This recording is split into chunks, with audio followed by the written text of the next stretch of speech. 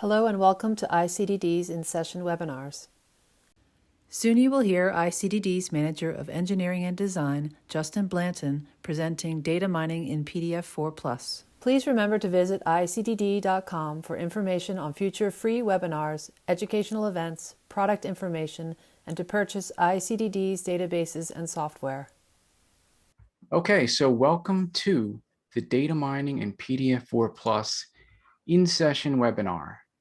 My name is Justin Blanton, and I'm the Manager of Engineering and Design here at ICDD. So before I start, I'm going to go off with a PDF database overview, just to give you an idea of some of the features that you'll find in the different types of databases. So starting with the powder diffraction file, or what we call the PDF database, you have our PDF-2 database line. So PDF-2 is geared towards data mining and also phase identification. However, on the other side, you have our PDF-4 databases, and they include our PDF-4+, or organics, our minerals, and axiom databases. And these are also great for data mining, but you can also do some more advanced features such as whole pattern matching. And as with the PDF-2 databases, you can also do phase ID, but in addition to that, you can do quantitative analysis. And you have other types of advanced tools and simulations, such as diffraction pattern simulations and 3D structures. So in this InSession webinar, I'm going to be showing you the PDF-4 database, which is ICDD's flagship inorganic database. Okay, so what is data mining? Well, I think a good quote, if you could narrow it down to something pretty short and sweet, I would say data mining is the process of turning raw data into useful information. Now, if you look up data mining on the web, you'll find a lot of esoteric definitions that include things as artificial intelligence and machine learning. But I think really when it comes down to it, we're just taking some raw data. In this case, it's going to be X-ray diffraction or crystallographic based data. And we're going to basically turn it into useful information for our research. So in this webinar, you will learn how to perform data mining searches based on several categories. So we have elemental data searches, crystallographic data searches, searches based on physical properties and classifications, and more. You'll also learn how to combine multiple searches using Boolean logic. So data mining is not just doing a search and getting some search results. You want to use some type of intelligent data mining by combining multiple searches to essentially narrow down to the patterns of interest. I'll also show you how to customize your search results by adding display fields and sorting table columns. You'll also learn how to create graphs based on your search results. So once you get your search results, you basically want to use it kind of in a dynamic manner, where you can create different XY graphs, you can create histograms, and you can also create category graphs. And then I'm going to just show you some of the more advanced features, such as accessing PDF entries and associated pattern simulations. And I'm also going to show you how you can use data mining to increase the accuracy of phase identification, as well as how you can use data mining with whole pattern matching. Okay, so let's start off by creating a search. So when you open the PDF-4 the first thing you're going to see is what we call the search window. And that's what you see right here. Now at the top of the search window, you'll find our ICDD filters. So these are common editorial filters that are very powerful in essentially creating searches for the data that you want to look up. So some common ICD filters you'll find are our subfile searches. And when you search for a subfile, you can essentially narrow down your searches based on different categories. Some popular categories would be minerals, pharmaceuticals, polymers, and etc.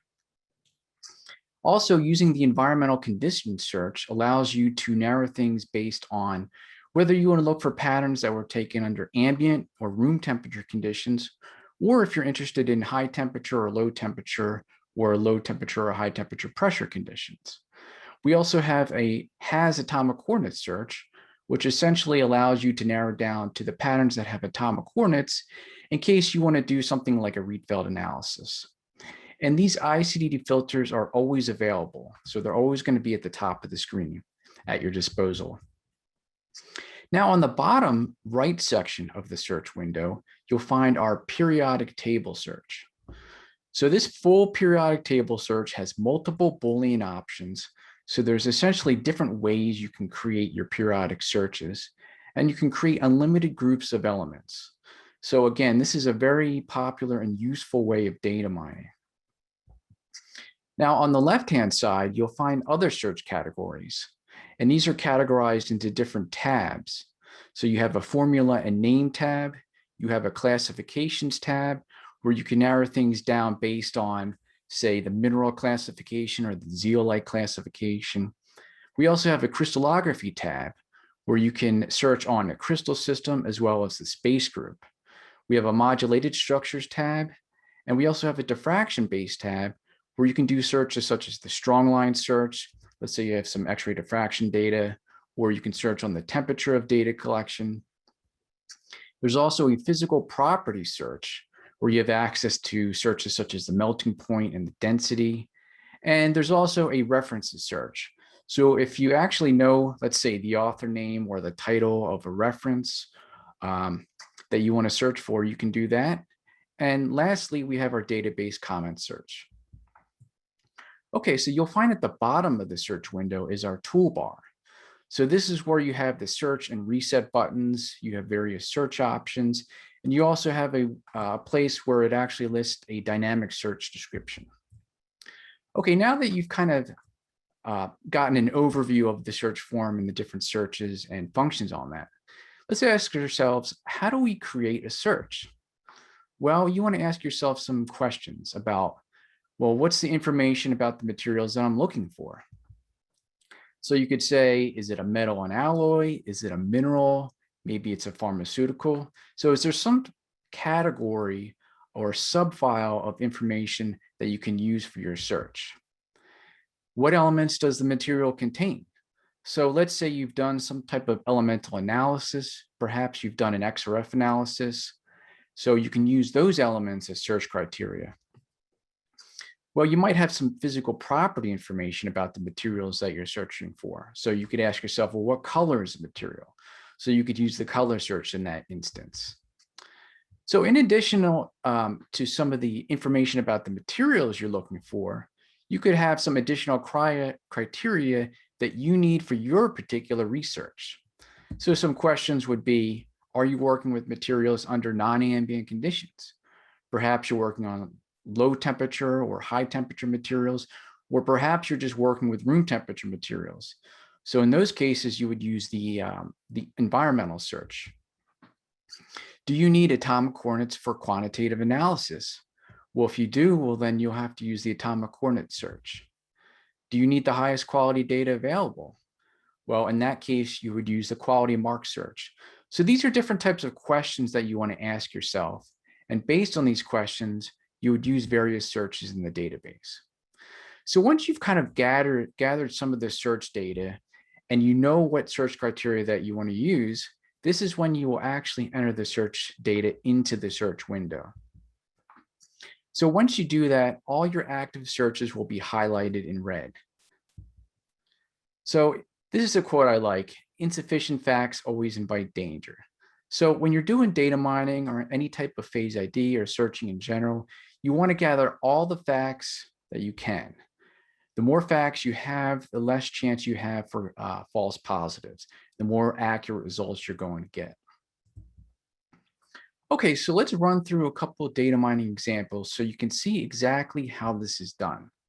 So again, here's the search window, and I've entered some search criteria that I'm going to highlight. So we have some material criteria. So let's say we're doing some research and we have a material that we want to look into, and we know it's a clay. So in this case, we can do a subfile search where we select mineral related and we select clay. So we're just going to look at the clay patterns in the database.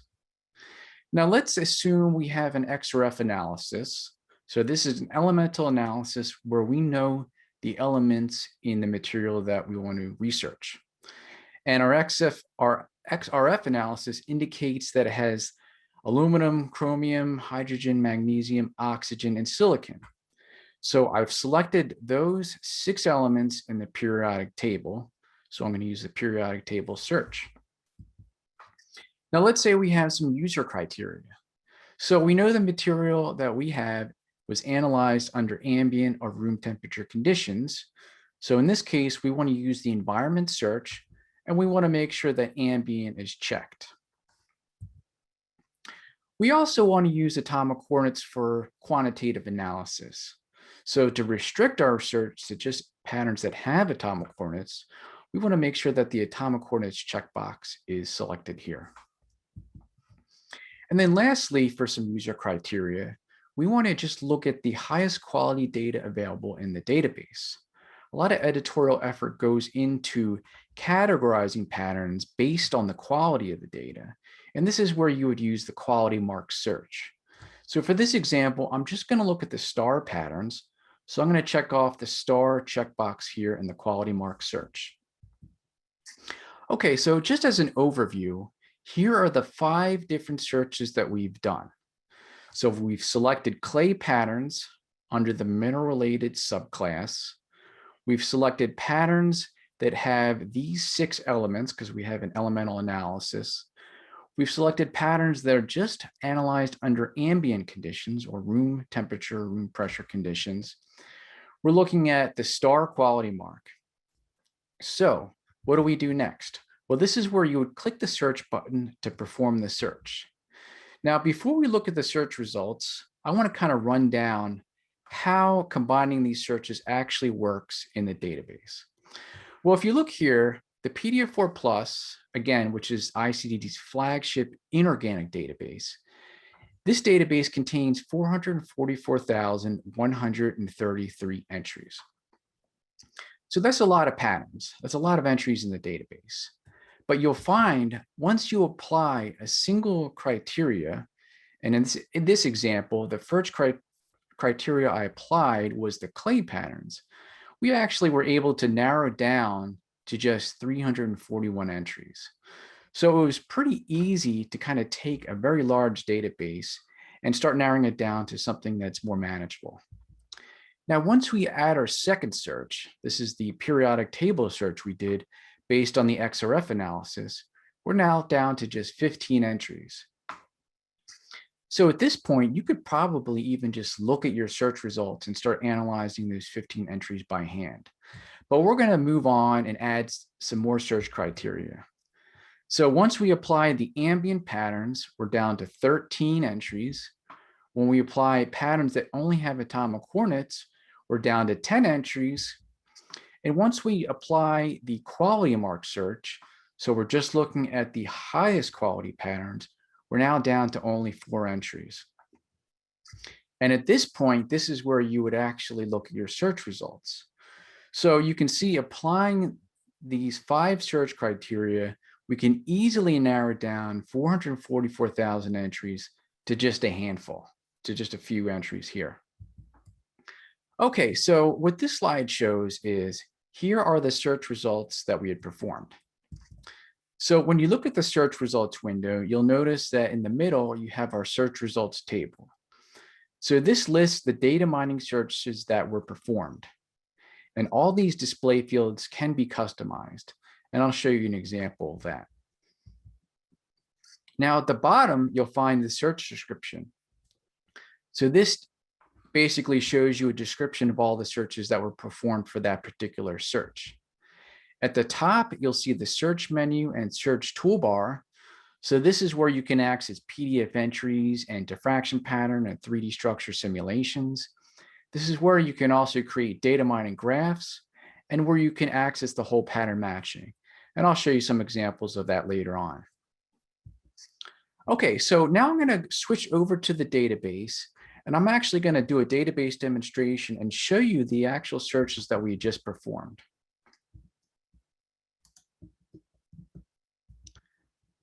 Okay, so now we're at the database, and you can see here is the search window.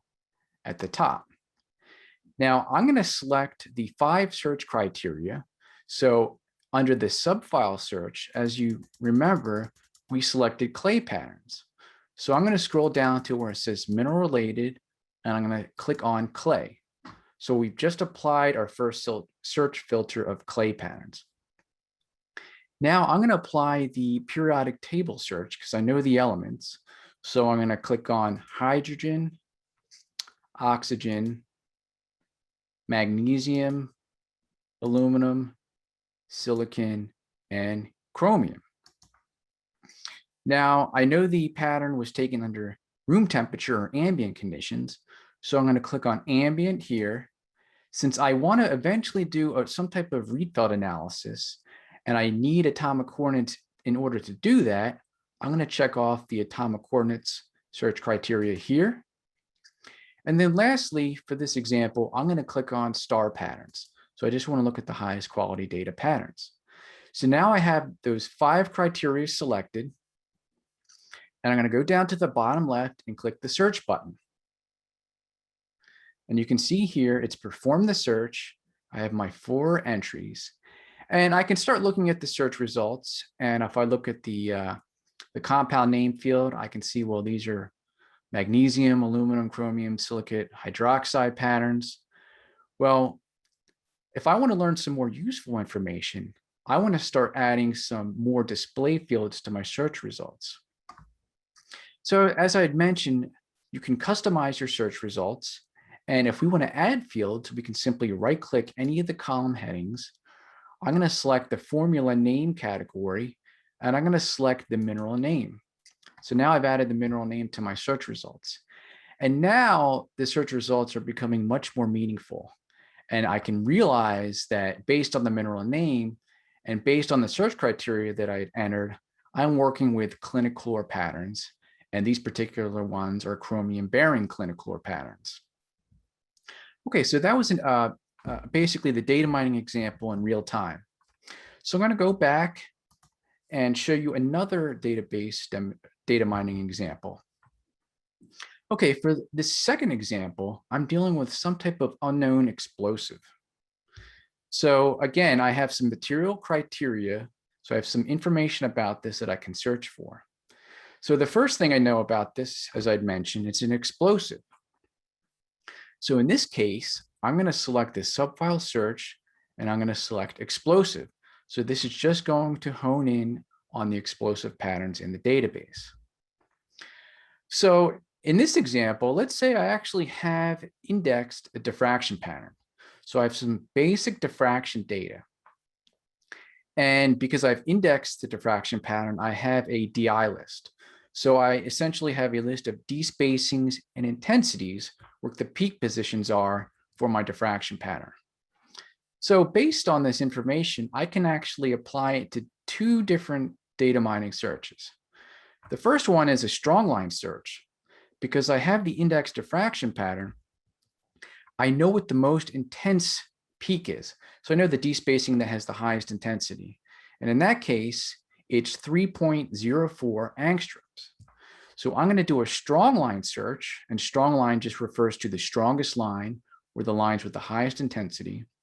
I'm going to do a strong line search of 3.04 angstroms, and I'm going to put an error value, so plus or minus 0.1 angstroms. And again, since I have the index diffraction pattern, I know what the first index peak is. So I know what the first peak is in the diffraction pattern. So in that case, I'm going to do a long line search. So a long line search searches for the first diffraction peaks. So that is 3.88 angstroms, and I'm going to put an error value of plus or minus 0.1 angstroms. Okay, so again, like in the previous example, I know the material was analyzed under ambient or room temperature conditions. So I'm going to check off ambient under the environmental search here. And then lastly, for this example, I just want to look at the highest quality data available. So I'm going to check off star patterns under quality mark. Okay, so just to summarize, for this unknown explosive, I know it's an explosive, so I checked off explosive under subfiles. I know the diffraction peaks. So I did a strong line and a long line search. I checked off ambient patterns, and I checked off star or the highest quality patterns. And at this point, this is where I would click on the search button. Okay, so I'm just going to run through this again. So we're starting with 444,133 entries in the PDF-4 Plus 2021 database. When we apply the explosive subfile search, we're now down to only 1,324 entries. So again, we've been able to essentially knock out a big majority of the database because all those other entries are not relevant for this particular example. Now, once I add my strong line search, so once I essentially add or filter the strongest despacing in my index diffraction pattern, I'm now down to only 393 entries. When I add my long line search, so this is the first diffraction peak in my diffraction pattern, I'm down to 222 entries. When I look at just the ambient patterns, I'm now down to 43 entries. And if I look at just the star patterns, or the patterns with the highest quality mark, I'm now down to only 10 entries. So this is where I will look at my search results. Okay, so looking at the search results, you can see here, the search results contain several explosive materials. So which ones match our data? So if we look at the search results and we look at the compound name heading, we see that there's some sodium chlorates, there's sodium nitrates, ammonium nitrates. Well, I want to find out exactly what I'm looking for. So I'm not entirely sure because I'm getting a couple different explosive patterns. So in this example, this is where we're going to combine searches so we could narrow down our data mining results even further. So we just performed what we'll call search A. It had this criteria. It had the explosive subfile, had the strong aligned searches because I have some diffraction data. And I also used the environment and quality mark searches, and that gave me 10 entries that we just saw. How I'm going to perform a second search, and this is what we'll call search B. So essentially with the second search, we're going to add an additional strong line. So we're going to look at the second highest diffraction peak, so the diffraction peak with the second highest intensity, and that is at 2.309 angstroms. And when we just do that search, we're going to get 67,000 entries. Now, really, the power of data mining happens when you combine searches. So when we select both searches in the search history window, and we use the Boolean AND operator, so we're just going to look at entries that are in both of these searches, and you add search A and search B, where you're now going to reduce your search to just 5 entries. So if we look at it a little more visually, we have search A. This is the one that had 10 entries, our explosive, with the diffraction pattern searches. Now, if we apply a search B, which is our second strong line search, we have 67,000 entries. But if you look at the intersection of results, there's actually only 5 entries that are contained in both search A and search B. So I'm going to go back over and show you a database demonstration of exactly how this is done. So I'm going to reset my search, and now I'm going to do a new data mining search. So first we're going to create search A, and this is where we selected explosive under subfile because we know we're working with an explosive. And now I want to do some diffraction-based searches. So I'm going to click on the diffraction tab here on the bottom left, and this is going to change the form to show me the diffraction-based searches. Since I know the despacing with the highest intensity, or the strong line, I'm going to put that search criteria in, which is 3.04 angstroms, and I'm going to do an error value of plus or minus 0.1 angstroms. I'm also going to do a long line search because, as I had mentioned before, I know the first diffraction peak, and that's at 3.88 angstroms plus or minus 0.1 angstroms. I know that we're working with room temperature patterns, so I'm going to check ambient under the environmental search, and under quality mark, I'm going to click star patterns. So I have my 5 search criteria, and I'm going to click the search button. So this gives you my 10 entries, and this is what we call as search A. Now we want to create search B. So we actually want to narrow the search down even further with an additional strong line search. So I'm going to drag the search results over to the right so you can see both windows simultaneously. Now I'm going to go back to the search window and click the reset button.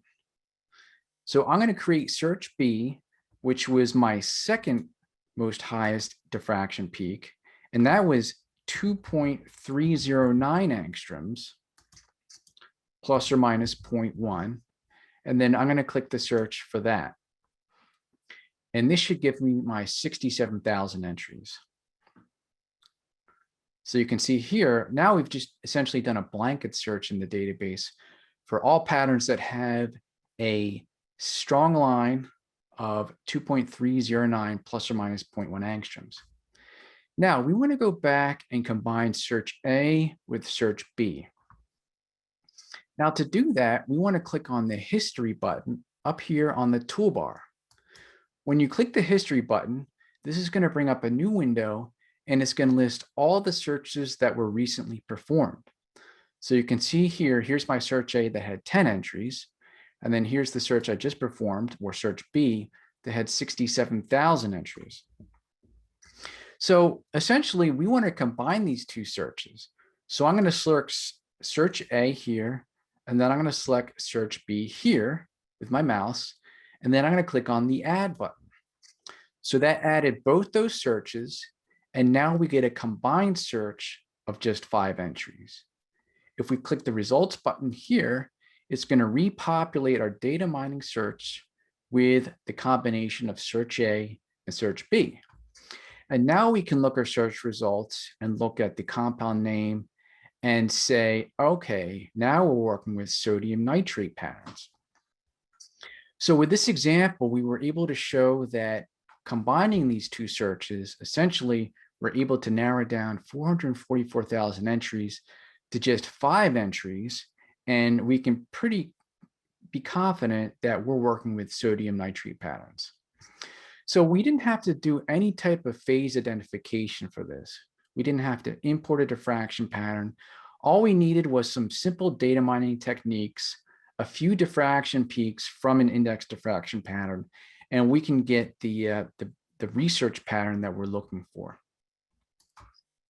Okay, I'm going to go back to the presentation. And now I'm going to talk about sorting search data. So when you get your data mining results, there are various things you can do with it, such as sorting, adding display fields, creating graphs, and etc. So how do you sort a search? Well, you can left-click any column heading to sort that particular column. You can also right-click a column heading and select Sort to sort on multiple columns simultaneously. Now, there are various different ways a column can be sorted. So you can do alphabetical sorting, and this essentially sorts the column from A to Z. You can do numeric sorting, so this applies to all numeric fields, and this is where you would sort smaller numbers first by larger numbers last. So if you look at this example on the right, I have a temperature series of magnetite open, and you can see this first column that says temp, that stands for temperature in Kelvin. We've actually sorted this column in ascending order by temperature. So you can see the lower temperature patterns are at the top of the list, and as you go down, you start to get the higher temperature patterns. You can also sort using special sorting algorithms for various columns. So some examples of doing a special sort would be the quality mark sort. And when you sort by quality mark, that actually sorts with the higher quality PDF entries first, followed by the lower quality PDF entries. If you sort by the crystal system, that actually sorts in order of decreasing complexity. And if you sort by the status field, that will actually show you the primary patterns followed by the alternate patterns, followed by the deleted patterns. So there's various different sorting algorithms that can be applied, and they all depend on the particular column that you're sorting. And all sorts can obviously be reversed into a descending order. Okay, so as I'd mentioned before, when you get your search results, you can actually do things with it, such as create various graphs. So I'm going to show you how to graph your search results. So the first type of graph are XY graphs. So XY graphs essentially graph one numerical column against another numerical column. When you create an XY graph, and if you look at the graph on the left, each XY point, so each red point that you see, actually represents a unique PDF entry in your search results. So XY graphs are useful for analyzing numerical trends and data. You can use them to predict values using regression plots. You can use them for defining a solid solution. So if you look at the example on the left, this actually shows the magnesium concentrate in various compounds in biogenic shells and the influence of despacing. So when we plot the weight percent of magnesium for these entries along the x-axis, and then we plot it against the D1 value, so the D1 is essentially the despacing with the strongest intensity. We plot that on the y-axis. You can see this relationship here when we add the regression plot. And as you increase the weight percent of magnesium, you can see how the despacings of the most intense peak starts to go down. You can also use these XY graphs for extracting thermal expansion coefficients. And I'm going to show you an example of that. Okay, so now I'm going to do another database demonstration where we're going to look at the thermal expansion in a temperature series of magnetite.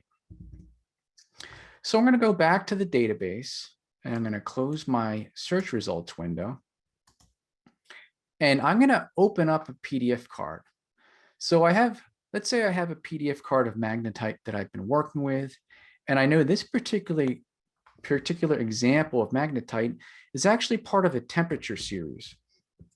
So since I know the PDF number, I can simply type in the PDF number, which is 000650731.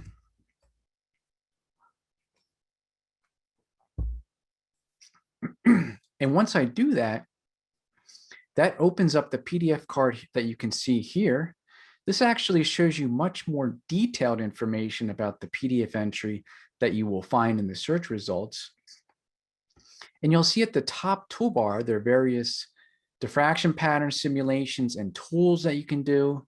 At the bottom, you'll find different tabs and categories of information about the PDF card. But for this example, since I'm working with a temperature series and the temperature series button is active, I can click on that.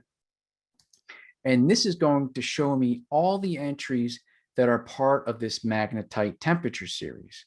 And you can see here, we've automatically sorted by temperature.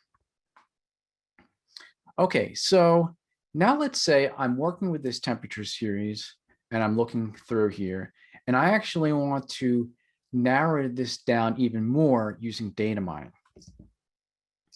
Okay, so essentially now I'm going to create a new data mining search, and I'm going to combine that search with this temperature series listing. So let's say I want to look at entries in this temperature series that have a non-ambient temperature.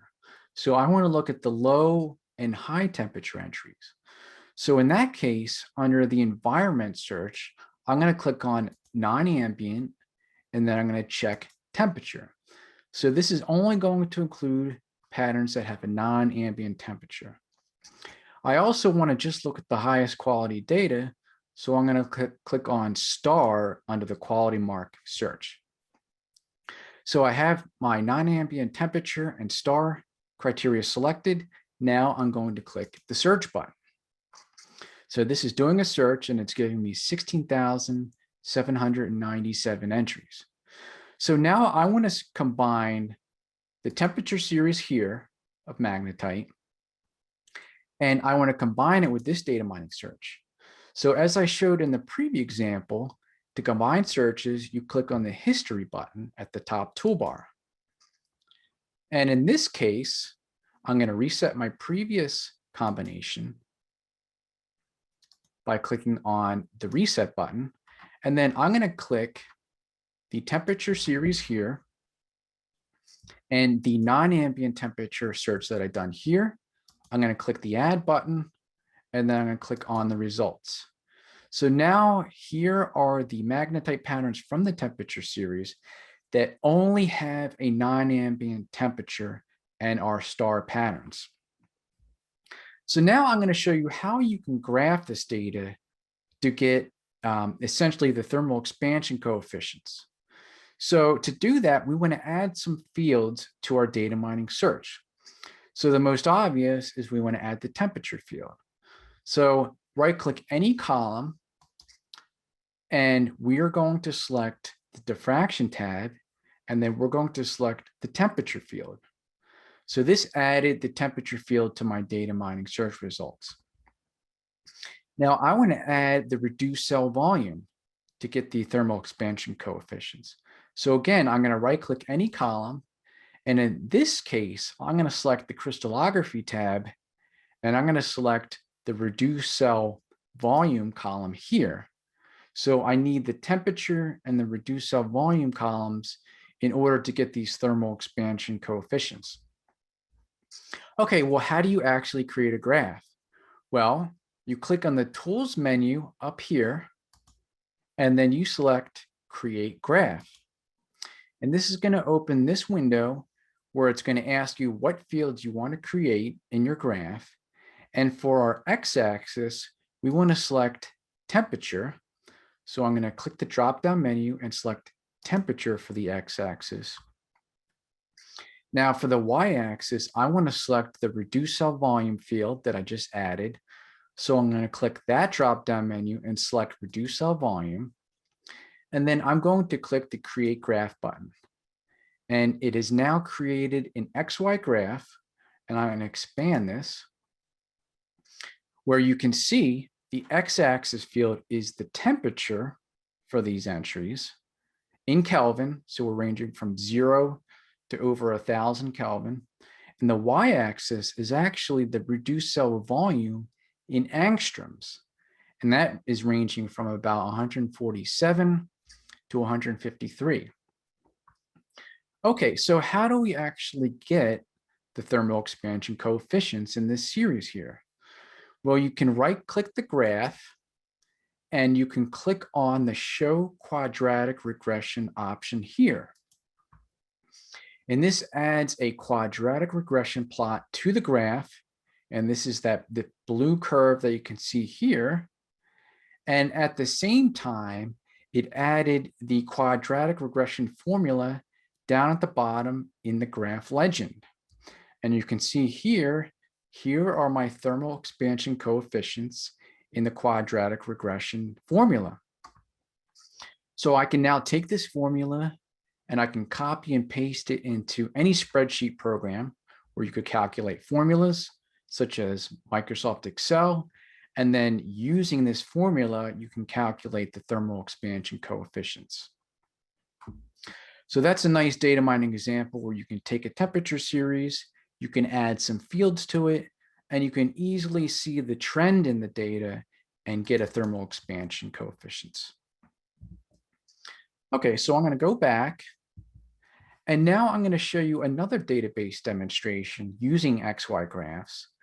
And in this example, we're going to use references to analyze a solid solution of non-stoichiometric wustite. Okay, so I'm going to close some of my windows here. So we're kind of starting from a blank slate. And let's say I'm working with non-stoichiometric wustite patterns in the database. Okay, so There are a few ways that we could go about doing this. In this example, I'm going to use the periodic table search again. Okay, so I just want to select patterns that contain iron and oxygen. So I'm clicking iron here, Fe, and then I'm clicking oxygen here. Now, if I want to just look at patterns that only contain these elements, so these two elements, iron and oxygen, I need to check the only radio button here. So again, we just want to look at only iron and oxygen. Now I'm going to add a second search criteria. Let's say I want to narrow it down based on the space group number. Well, if you want to do a space group search, we would click on the crystallography tab here on the left. And then under space group, we want to make sure that space group number is selected. And then we're going to type 225. So we know we just want to narrow it down to the iron oxide patterns that have a space group of 225. And once we're ready for that, we're going to click the search button. Okay, so now we've done our search. We're looking here. We see under the compound name, obviously, we're looking at iron oxide. Under the mineral name, you'll see wustite. You'll also see the temperature field and the reduced cell volume field. These are the two fields that we had added in our previous example. Okay, so we want to start researching this based on author.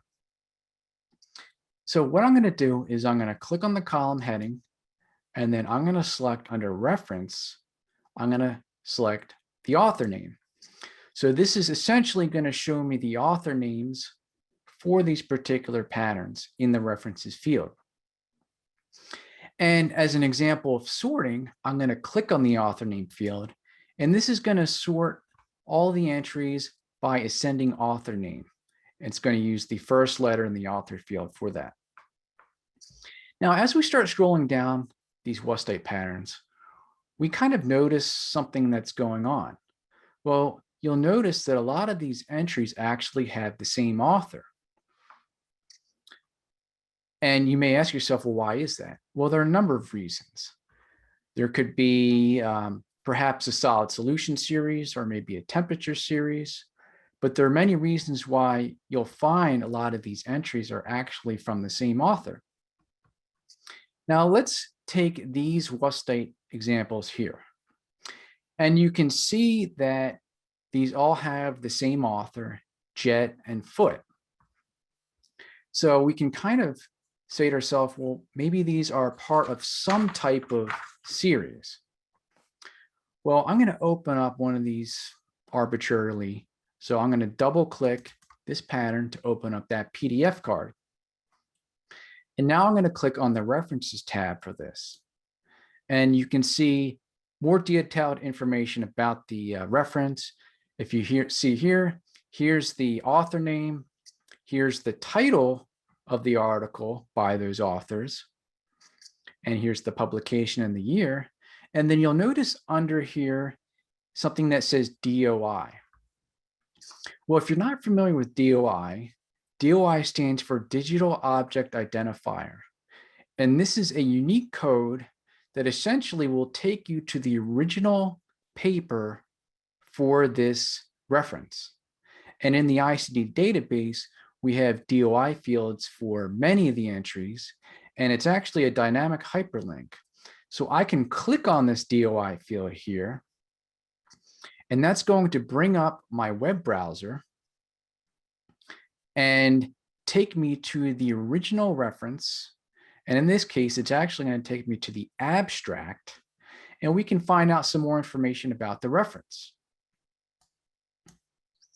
Okay, so now we're looking at the actual abstract for the reference for this particular PDF entry that I opened up in my search results. So, okay, so if we look at the abstract and we read the first sentence, it says a series of iron oxides with compositions between 76.08 and 76.72% iron, all of them lying within the single phase solid solution area known as wustite. And here's one of the key things is that the lattice constants and densities of the individual members have been determined.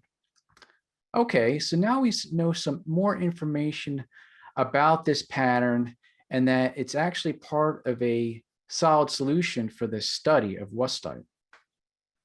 So I'm going to close this and I'm going to go back to my data mining results. And let's say I want to look into this even further. So I just want to narrow it down to these jet and foot entries in the search for wustite. So here's a way we can do that. So you can right click on any cell in the table. And in this example, since I want to search on the author name, I'm going to right click on one of these author cells. And then I'm going to select copy author. So this copies the author name to the system clipboard. Now I'm going to go back to my search window and I'm going to click the References tab. And then I'm going to click on the author search. And then I'm going to right click and select Paste. So now I've added a third search criteria to my original search. As you remember, I had the periodic table search for iron and oxygen. I had the crystallography space group number search for 225. And now I've added a third search for the author jet and foot because I want to just narrow down to those patterns in this particular study here. So now that I've done that, I'm going to click the search button. And you can see here, we've conveniently narrowed down our search to just those entries that have the author jet and foot that were part of that solid solution study. Okay, so as you remember from the abstract, they had determined the lattice constants and they were working with the atomic percent. So I'm actually going to add some more fields to this table. So I'm going to right click and add the atomic percent. And to do that, I'm going to select the formula name and atomic percent field. So here are the atomic percent values. And I'm also going to add the lattice constant A. So I'm going to right click, go to the crystallography section, and then I'm going to select the crystal cell A value. So I have those two added. Now I'm going to create another XY graph. So to do that, again, you click on the Tools menu, and then you click the Create Graph setting here. Now for the x-axis, I want to plot the atomic percent of iron because that's the relevant thing for this study. So under the x-axis drop-down menu, I'm going to select the atomic percent field. That's the field that we had just added. You can see that iron is already selected, but you could also select oxygen. Now for the y-axis field, I'm going to select the lattice constant A. So I'm going to go and select the crystal cell A value here. And now once those two are selected, I'm going to click the Create Graph button. And you can see here, and let me expand this. Here are the entries graphed that are part of that solid solution series of jet and foot, where we've made the x-axis the atomic percent of iron, and the y-axis the crystal cell A, the lattice constant A value here. And again, I'm going to create another regression plot, but in this example, I'll show you how you could create a simple linear regression. So we will right click anywhere on the graph, and then we'll select Show Linear Regression. And first, it has added the linear regression, so you can see the straight line going through these points. And it has also added the linear regression formula. So you have these coefficients now at the bottom. And again, you could use these coefficients in Excel or any type of spreadsheet program. And essentially what this graph will now tell you is that you can determine the atomic percent of iron based on a measured lattice constant A here using this linear regression formula. So I hope some of these data mining examples using these XY graphs show you how you can really utilize the power of the database and all the different search fields in the database to kind of analyze some of these solid solution series, analyze the thermal expansion, and kind of find out a lot more information about the materials that you're researching. Okay, so in addition to XY graphs, there are also histograms that you can create. So a histogram also applies to numeric fields, and they're useful for determining the frequency of data occurrence. So the example on the left is showing the distribution of ambient or room temperature PDF entries in a search for zeolites. So essentially, this is showing the data populations of the different temperature values in the zeolite population. And you can see here, this is 298 Kelvin, so these are room temperature patterns. So you can see that about 575 entries of these zeolites are room temperature patterns, so the majority of them are room temperature. But you can also see that there are a smaller number of zeolites that have low temperatures, and then also some that actually have very high temperatures. So in this way, the histograms can actually be particularly useful for looking at these distributions. In addition, there's actually a third type of graph that you can create, and these are category graphs. So category graphs actually apply to non-numeric fields. So some examples of a non-numeric field would be the crystal system or the ambient and non-ambient flags. These give you a nice visual representation of data populations. So on the example on the left, we're actually looking at the distribution of the quality of PDF entries in a search for quartz patterns.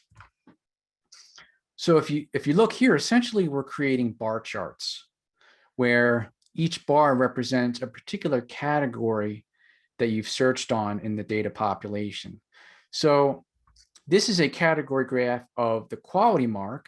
So this is showing us a distribution of the various quality marks of the quartz patterns in the database. And you can see the distribution of how many are star patterns, how many are index patterns, and then how many are lower quality patterns. So it's very nice in that data mining regard. Okay, so those were some examples of how you can use XY graphs and histograms and category graphs for your data mining search results. Okay, let's see if we can take this even further by combining data mining with some other techniques of identification. So data mining is actually a pretty powerful way of increasing the accuracy of phase ID. So data mining plus phase ID is actually a very powerful combination. Okay, so at this point, I'm going to hand it back over to Steph, and she is going to do a poll. Okay, it looks like sometimes is the winner. I'll pass it back to you, Justin. Okay, all right, well, this is very useful to kind of see this breakdown. Looks like some people do use data mining with phase ID as a combination. Looks like the majority do it sometimes, and there's actually a good number of people who rarely do it or never do it. So I'm going to resume sharing, and then hopefully to some of the people who don't use data mining in combination with phase ID, hopefully we can kind of show you some reasons of why it's actually very useful in doing that. Okay, so increasing the accuracy of phase ID using data mining. Well, there are a couple of things that data mining will actually do when you do this combination. So you can use data mining to reduce the size of the database you are searching. And what happens when you do this? Well, one of the main things is a smaller database reduces false positives. So this is really important, particularly when you're doing phase ID.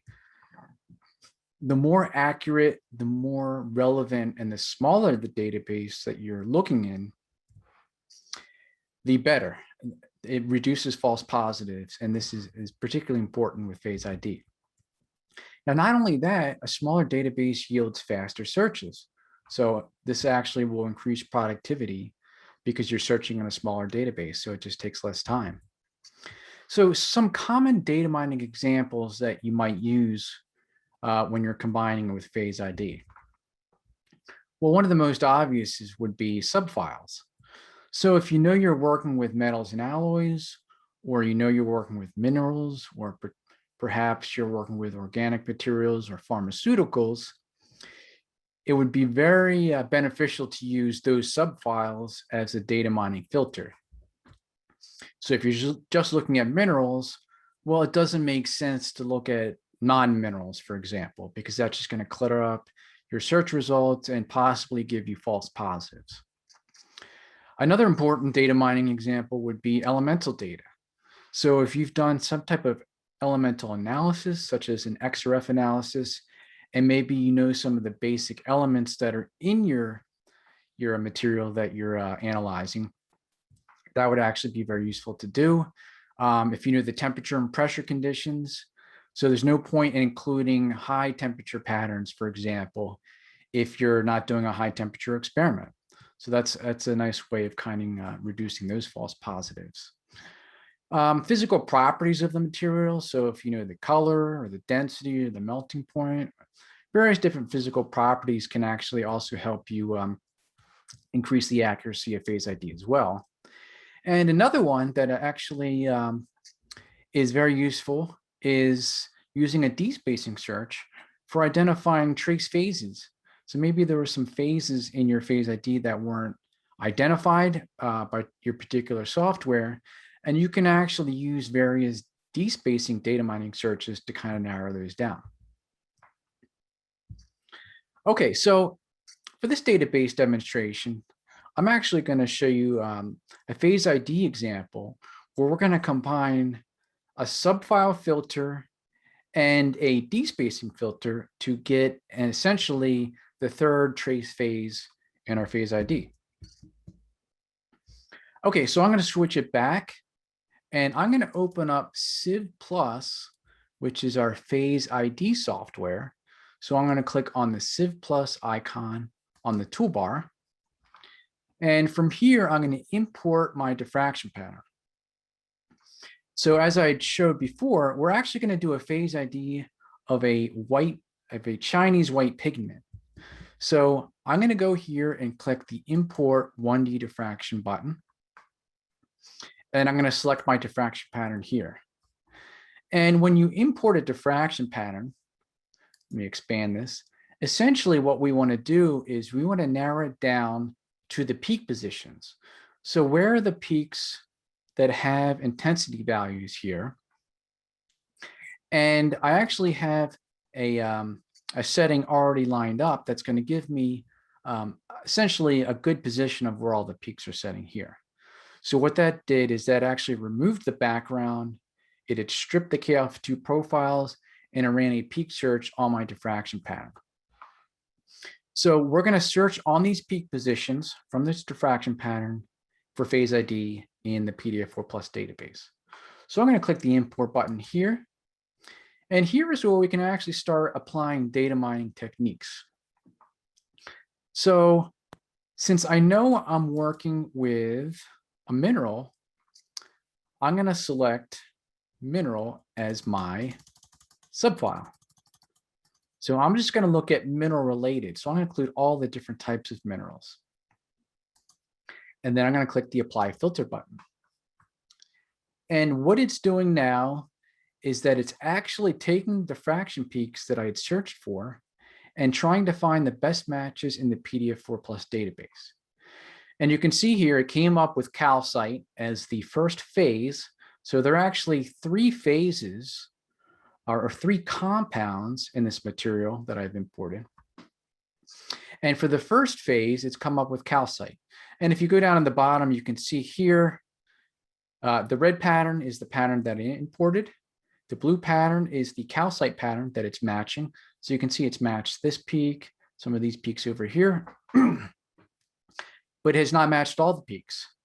So since we know this is a multi-phase material, I'm going to click the accept phase button and look for a second phase.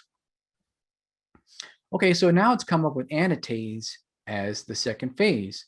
And this would make sense for a Chinese white pigment. And you can see here, here's the green peak for the anatase. So I match this major peak here, some other smaller peaks here. So with a high GOM, I can be pretty confident the anatase is the second phase. So I'm going to click the accept phase here as well. Okay, now we're looking for a third phase. And we kind of come to a stopgap. So we see it's coming up with calcite as the third phase in the hit list. Well, that doesn't really make sense because we already matched calcite as the first phase. There are a couple other minerals that it's also found. But when you go down here and you look at the peaks, you can see, well, even though it came up with calcite, well, this peak is not in calcite, so that doesn't make any sense. And there's other peaks that it didn't match here. So as I mentioned before, you can actually use a despacing search for finding trace phases. So to do that, what I'm going to do is I'm going to go back to my data mining search form by clicking this search button.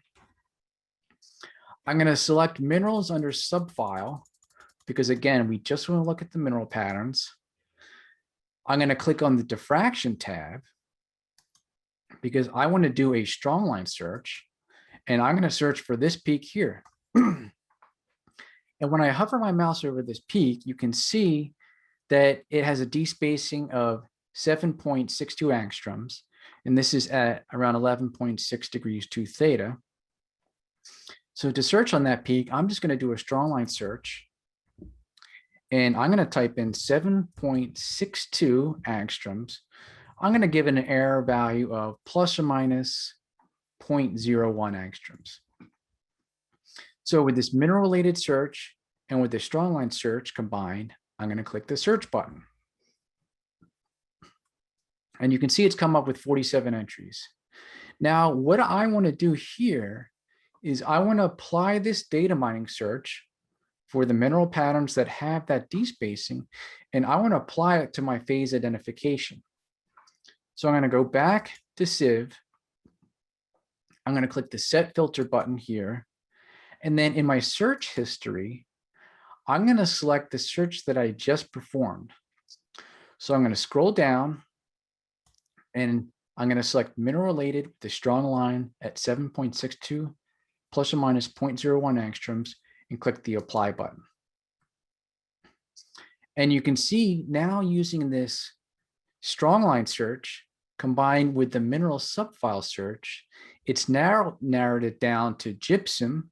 And again, this would make sense for a Chinese white pigment. And you can see now we've matched this peak here.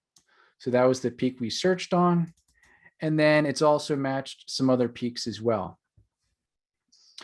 So this is a really nice way of essentially increasing the accuracy of phase ID, where we were able to apply mineral patterns, and we were also able to apply a strong line search to the third phase to essentially narrow down to get that third phase more accurately.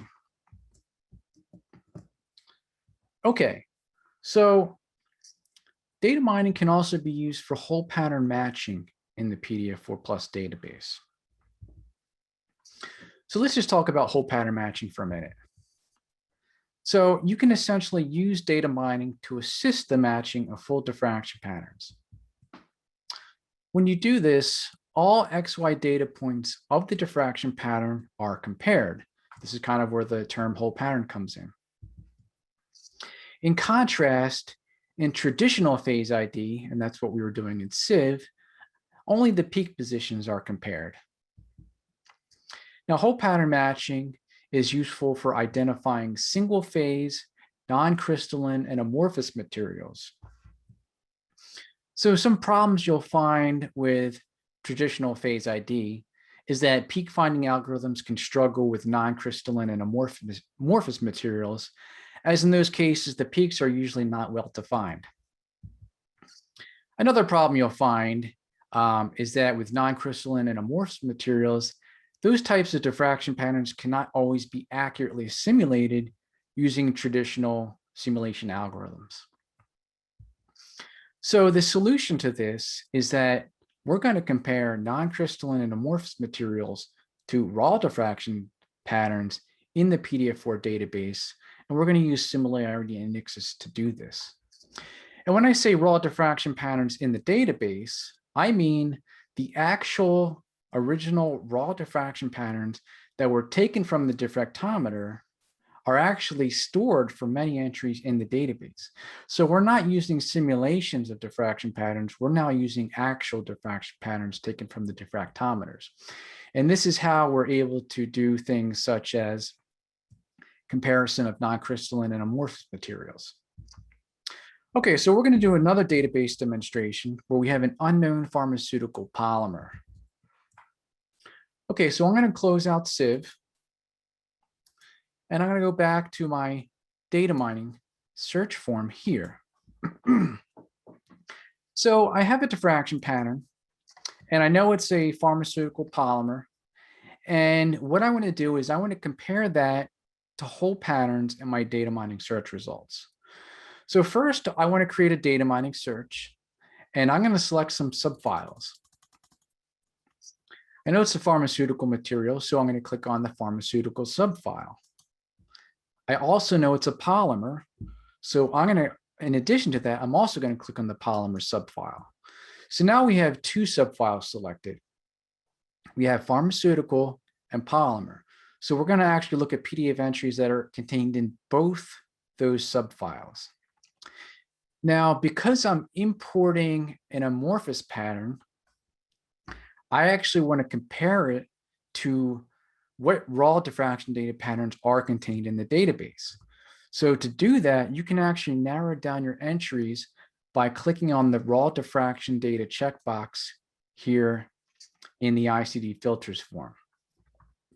So I have pharmaceutical and polymer selected on the left under subfile, and I have raw diffraction data selected here. So I'm going to do a search for those patterns in the database. So you can see we've got 50 patterns here. Now, to do whole pattern matching and to import my amorphous diffraction pattern, what you do is you click on the Tools menu and you select Calculate Similarity Indexes. And we're going to select my diffraction pattern here, and we're going to click the Open button. So here is my pharmaceutical polymer. And you can see right off the bat, we've got some pretty broad peaks. And this is not something that you could really accurately simulate using traditional simulation algorithms. So that's why we want to compare this to raw diffraction data patterns in the database. Now, I'm not going to process this pattern. I'm not going to remove the background or smooth or do anything like that. I'm just going to import it as is, and then click the import button. So what it's doing now, and let me expand the window, is that it actually searched through all 50 entries of those pharmaceutical polymers. It is comparing the imported pattern, the pharmaceutical polymer pattern, that's the pattern you see in red, and it's comparing them to all the raw diffraction patterns in this list. And it's generating a similarity index number. That's the column here on the left. And this number basically tells you how well the patterns match. So if you had two patterns, an imported pattern and a database pattern, and if they matched perfectly, so if each XY point literally was the same between two patterns, theoretically, you had a perfect match, you would have a similarity index of 0.0. But in the real world, you're never going to have patterns that match perfectly. You're going to have patterns that match pretty well. And in this case, you can see here, this top entry, which is an ethyl cellulose, this has a similarity index of 0.08. And you can see at the bottom, it actually matches pretty well. And if we look at the second pattern, here's another ethyl cellulose. You can see this matches as well as two, although maybe the background is a little different. The intensities are not matching as well. So in this case, the similarity index is a little higher. As we go down the list, you can see that as the similarity indexes get bigger, the matches tend to get worse and worse. So if we go back up to the top, I'll select the first two ethyl cellulose patterns, and you can see now it's actually overlaying three patterns. It's overlaying the red pattern, which is the imported pharmaceutical polymer. It's now importing or displaying the blue and green patterns, which are the two ethyl celluloses here. So essentially, we've been able to import our diffraction pattern, and using data mining of the pharmaceutical and polymer patterns, we've been able to get some reasonable matches to other amorphous patterns in the ICDD database. Okay, so at this point, I'm going to go to the question and answer section. I'm going to hand it back over to Stacy if there are any questions that I'd be able to answer. So I'm going to pause my screen sharing.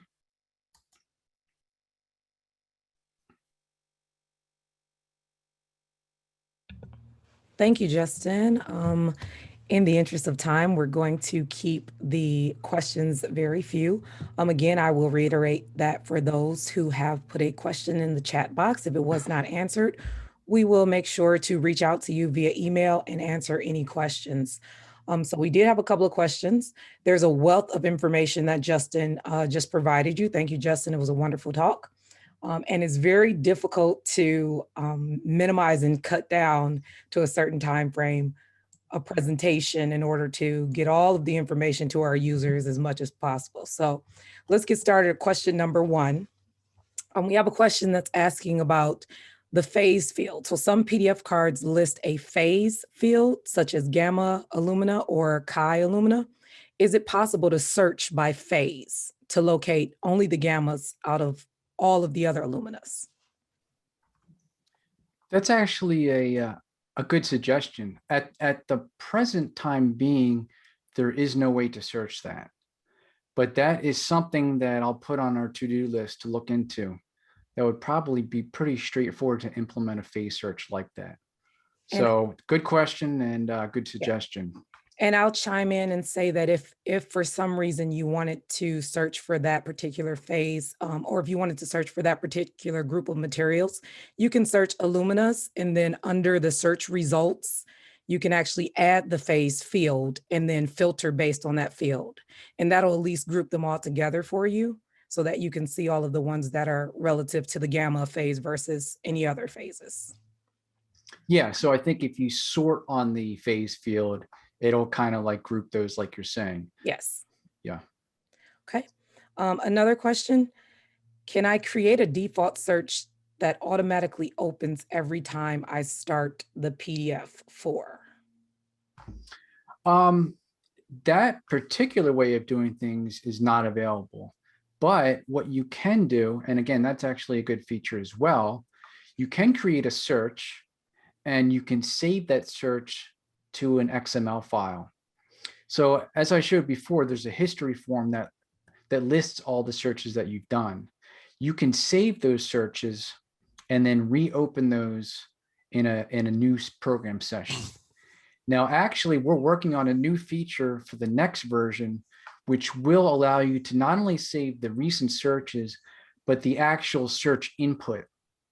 So that means that if you had typed in, let's say, quartz, when you go back and retrieve a previous search, it'll actually retype quartz for you, so you don't have to re-enter that information. So to answer your question, you can kind of do that in a way, but we're going to make it more powerful for the next version. Thank you so much. And the last question, Justin, these questions refer to the quadratic regression plot that you did. So if you have any of those, you want to pull it back up, that would be great. We have a couple of individuals who wanted some details about that. They weren't sure where to actually display the equation for the quadratic regression. And then there was a question about whether or not you can change the significant figures in that equation. Okay, so let me just quickly share my screen. Okay, so when you create an XY graph, and I'm just going to kind of create an arbitrary graph based on these search results here. I'll take my, let's see, temperature versus, let's see, reducer volume. So not really the best example, but when you add a regression plot, so when you right click, and again, there's actually 3 different regression plots you could do. You could show a linear, a quadratic, or a cubic. And let me just do a quadratic, and I'll expand this here. At the bottom on the legend, where it says quadratic regression, this actually gives you the formula. So in this example, and again, this is not the greatest example because it is including very high reduced cell volume, but this is the formula that you would essentially put in a spreadsheet program with the coefficients. Now, the question also mentioned significant figures. At this time, those are not user definable. I believe we have it set to, I think 4 might be the maximum significant digits, but I'd have to go back and double check. Okay, thank you. Did anyone else have a question that they wanted to get answered, Tom? Because we're very low on time. Right. There are a couple there that we can answer offline. Okay, sounds good. So we'll just thank you, Justin, again for your talk, and we'll hand it back to Stephanie. Okay, I'm just going to share my screen. April's ICDD in session will be phase identification using JADE on the 28th of April at 11 a.m. Registration will open tomorrow on the ICDD in session webpage. We want to thank everyone for joining us today. We hope you enjoyed Justin's talk. Once you close this Zoom session out, there will be a link to a survey that we would greatly appreciate if you could give us any feedback that you might have or suggestions for the future. Okay, thank you, everyone. Thanks for watching. Thank you, everybody.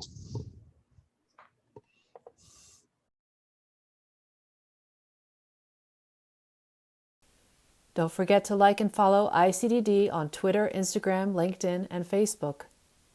More information on icdd.com. Contact us at info@icdd.com.